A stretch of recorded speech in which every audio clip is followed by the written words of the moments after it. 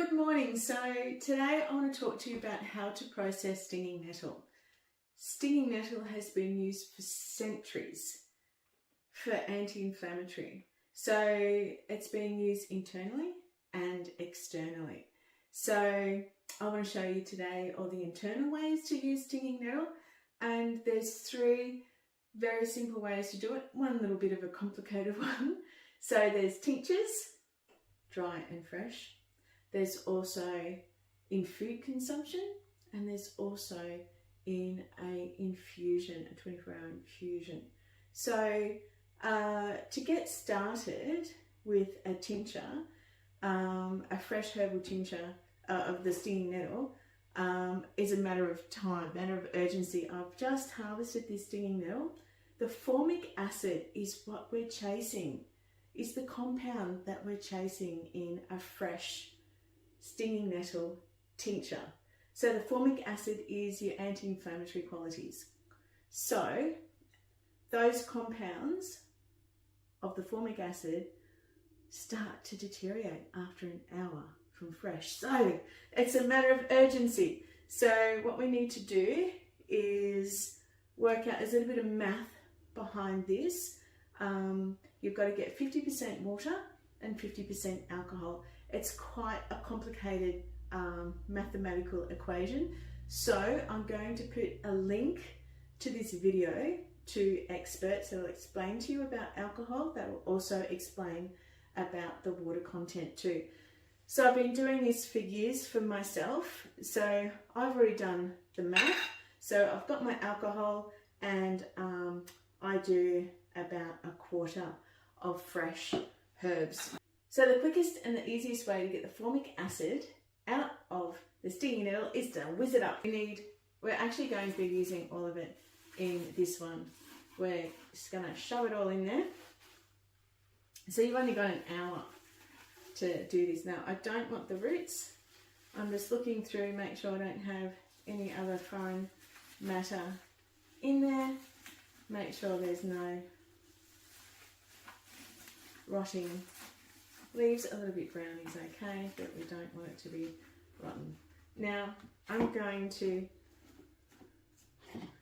pour a little bit of my alcohol in there just to get it moving.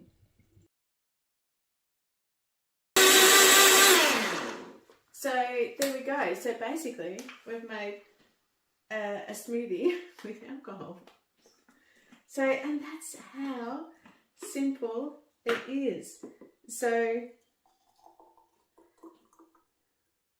now I've done this a few times, so I know my quantities of how much to put in there. So what I would suggest for you to do is to get the jar of your choice and roughly chop up the nettle. Put it in your blender just with a tiny bit of alcohol, and get your quantities, work it out yourself there.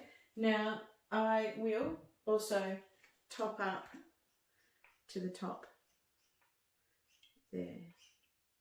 Now this is to sit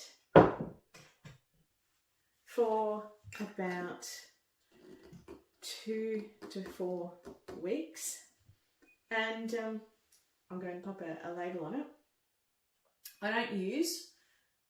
You don't use a lot of the tincture, so I don't do a really big batch for my own personal use. So I use it, I have arthritis, so I put a few drops into a glass of water and I drink it that way. Do talk to a health professional, of course, a naturopath, of course, to get the right dosage, and that's right for you, and whatever medication that you're taking as well. I really have to stress that. So this is going to sit up here for a good 2 weeks. I shall put a label on it in a minute. So the next one that I want to show you is a dry one. Okay, so I'm going to show you the really simple way of making a dry stinging nettle tincture. It's a little bit easier because the math has been taken out of it. So when you're doing a fresh stinging nettle tincture, there's a lot of water in the plant. So you have to do the math to take out the water content to match the alcohol content. This is so easy. This is easier to do at home. And the only thing with stinging nettle is that the folic acid, after it's been dried, is very minimal. So if you're looking to use it as a anti-inflammatory, fresh is best, but you can also eat it on a regular basis. So if you grow it, you can eat it on a regular basis to get that folic acid. So there's so many other amazing benefits for stinging nettle, even when it's dry. So we've got our vitamin A, we've got our vitamin C, which is huge, and K. Look, it's got iron in it, magnesium, calcium, and we're using the whole plant, so it's a holistic approach. And the thing I love about the holistic approach, about using fresh herbs and using the whole herb to do extractions, is that a lot of these compounds are relative to each other. They complement each other. For example, it's really difficult for our body to ingest magnesium without calcium. So wherever there's magnesium, there's calcium. So doing that whole plant, that holistic means whole, plant, is the benefits you're going to get from all of these compounds complementing each other and helping each other out and helping you out, as opposed to just going into a lab and extracting that one compound of magnesium and putting it into a tablet or two. Dry it. So I cut our stinging nettle and I hung it outside overnight to start to get rid of some of that moisture, and then I'll put it into our wonderful solar powered dehydrator. I can quite easily handle the stinging nettle because of that. Remember, it's the folic acid that stings, and literally an hour after you harvest it, it starts to break down and lose its sting. So you can chop it up if you like. You can shove it in like I do if you like. And so I'm going to fill the jar up about 3/4 full, and then I'm going to pour in my 100 proof vodka. And this, because this is what we want 50% alcohol and we want 50% water.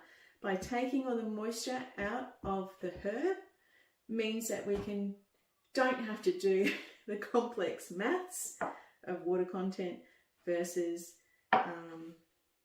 alcohol. 100 proof alcohol is very difficult to get in Australia if you're not a herbalist or a naturopath. So, but I have found somebody that will. So I'll pop a link on this video too of where you can get your 100 proof. Now look, even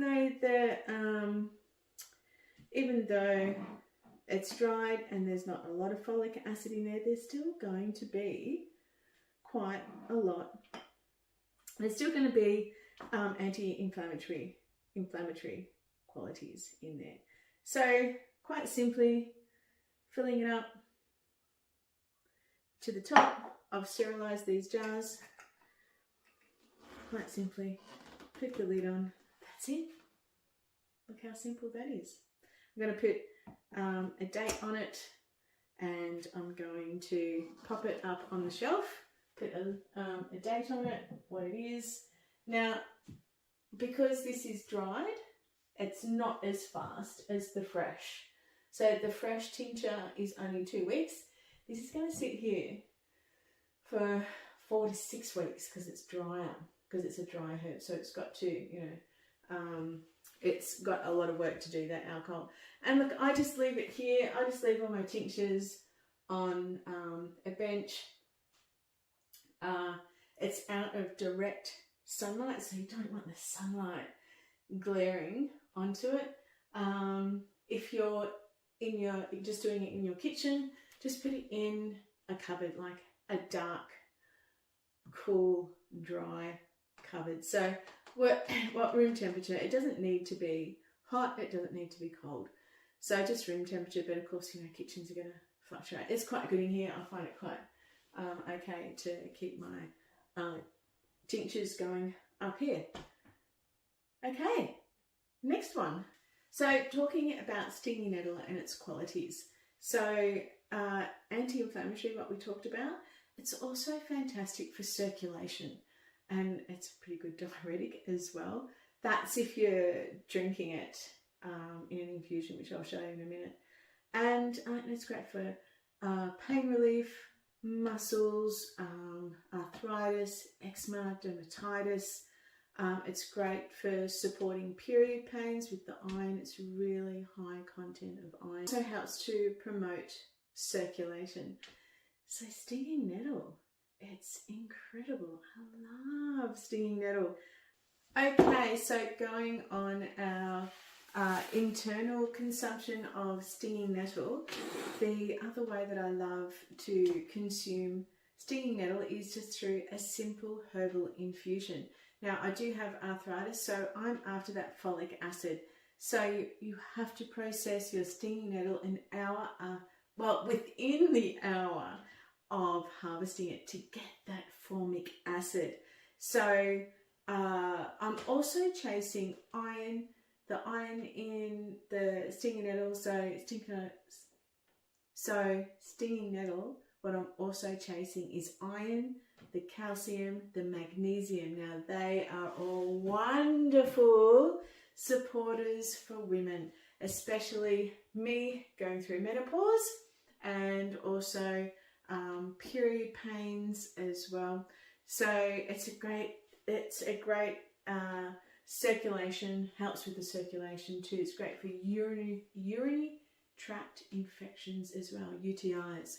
So I always start my day with a stinging nettle infusion. Now, it's not just like a cup of tea. It is a overnight extraction. So I like to use these mason jars. So these mason jars are wonderful. You can fill them up with boiling hot water and they won't crack, they won't explode on you. So, and this one's an Australian one too, which is great. Aussie. So I like to fill my jar with with whole stinging nettle. Remember, we're doing the holistic way, and the holistic way is the whole plant, because we want that magnesium supported by the calcium, and the magnesium and the calcium supports the iron, and the vitamin C, the vitamin D, they all interact, they're all intertwined is the word I'm trying to look for. So because I'm using fresh stinging nettle, I'm going to pop my glove on. I do use dried stinging nettle as well when it's out of season, but I am after at the moment the formic acid because I do have a little bit of arthritis going on as well, and it's an anti-inflammatory, which is just brilliant. So we're simply getting, now it's still got the formic acid in it when it stings you. Another little interesting thing important about stinging nettle is not to use stinging nettle when it's flowering. So this one isn't flowering. So, and they've got I'll put a picture up of what it looks like with the flowers. They're like little green balls on them. We don't want to use them, we don't want to ingest any stinging nettle flowers or seeds, and that's because they have a compound in them called, and I've written it down so I don't get it wrong, calcium carbonate. So calcium carbonate will create crystals that form in the kidney. So we don't, so only ever use stinging nettle that does not have the flowers on it, please. Okay, I'm just going to pop it all in there. Now, I need another glove. I'm going to do it single-handedly. I'm not going for any hard stems. I'm just going for the soft stems and the leaves. So quite simply pack it in there. We have tank water. We're on tank water here, so I use the tap water straight out of our tap because it's all beautiful. We actually catch it in a stainless steel tank too. So we're just packing that in there. I want to keep going. I want to pack it hard in there. Now, if this was dried, okay, we're not going to be getting the, if this was dried, we're not going to be getting that formic acid. But what we'll still be getting is the iron, the magnesium, all the vitamins, the A, the C, the K. Whoop. The A, the C, the K. So what we want to do is quite simply pack all that in there. Get my secateurs. I want the nice fat juicy ones. Okay, stems and all in this. And don't forget the mason jar. You can go straight in with boiling hot water.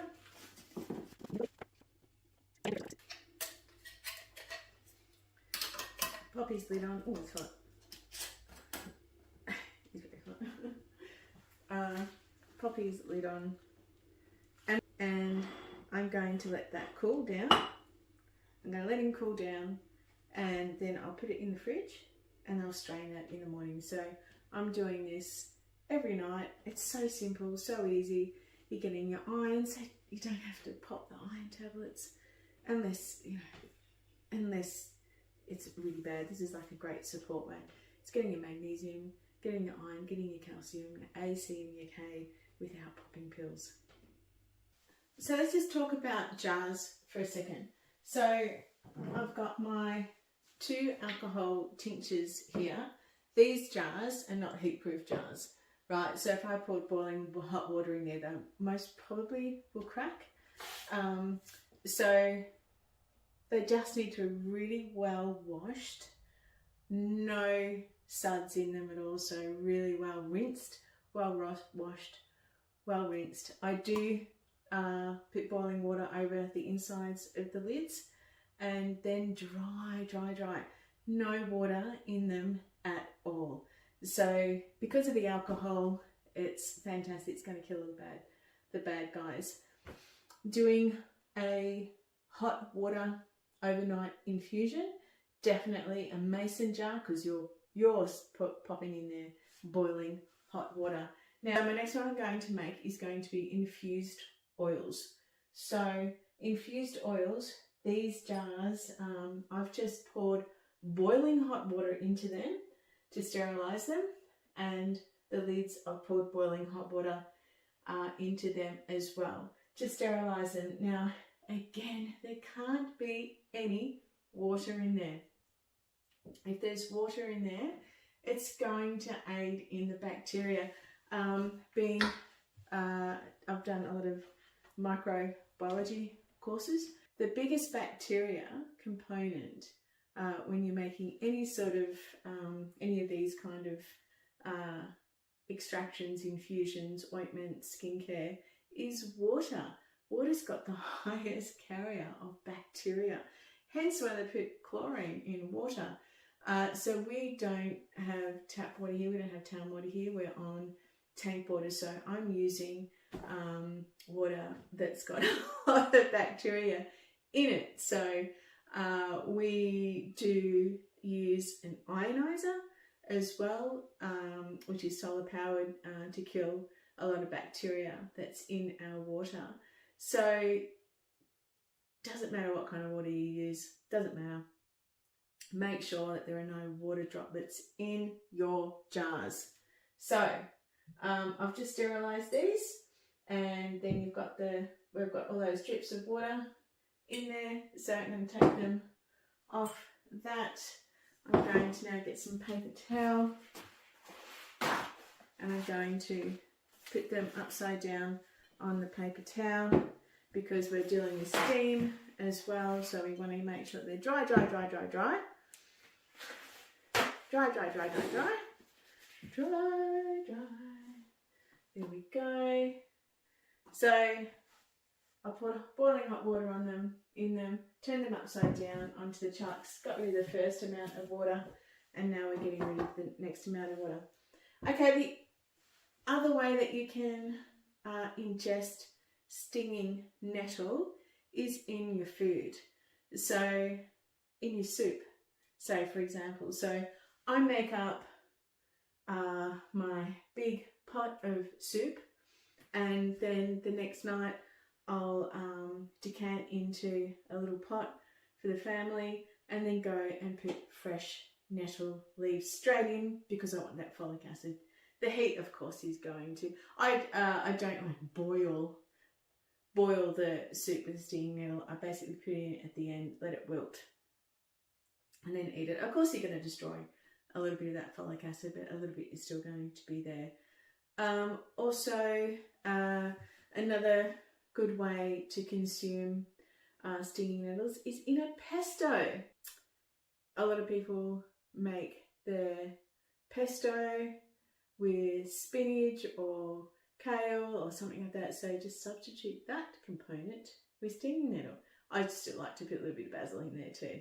You can also, just using the leaves, you can steam the leaves of the stinging nettle and use it and eat it like your green vegetable. What's it called? Like spinach, like silver beet. It's delicious. It tastes really good. This taste, if you would just make a cup of tea, it's got a very, my daughter Gemma says it's fishy. I don't think it's fishy.